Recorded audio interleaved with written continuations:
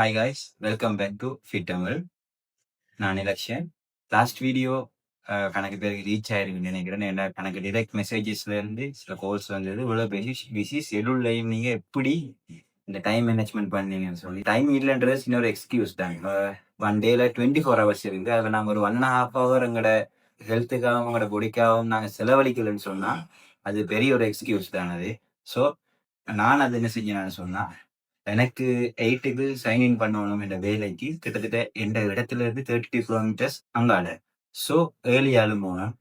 3 to 3:30க்குள்ள நான் எழும்பி என் மீல் எல்லாம் ப்ரிப்பேர் பண்ணி எல்லாம் ரெடி பண்ணிட்டு ஒர்க் அவுட்டுக்கு போய் ஒர்க் அவுட் பண்ணி முடிஞ்சு வந்து மீல் எல்லாம் ப்ரிப்பேர் பண்ண மீல் எல்லாம் பேக் பண்ணி நான் வெளிக்கிட்டு பஸ்ஸில் போய் என் ஒர்க்குக்கு போயிட்டு அதே நேரத்தில் ஒர்க்கையும் ஒழுங்கா பண்ணிட்டு என் டயட்டையும் குழப்பாம அந்த டைமுக்கு ஏற்ற மாதிரி நான் என் டயட் மீலையும் எடுத்துக்கொண்டு ஒர்க்கையும் முடிச்சுட்டு இப்படி ரூட்னா செஞ்சு வீட்டை வந்து அந்த டைமுக்கு டின்னர் மீலையும் எடுத்துட்டு ஏர்லியா அதாச்சும் பெட்டுக்கு 8:30 to 9:30 பெட்டுக்கு போயிடும். ஸோ எனக்கு ஒரு மோர் தென் 6 hours ஸ்லீப்பிங், அதாச்சும் என்ன பாடி மசில் ரிக்கவர் ஆகிறதுக்கு தேவையான ஒரு ஸ்லீப்பிங் டைமும் எனக்கு அதில் கிடைச்சிருந்தது.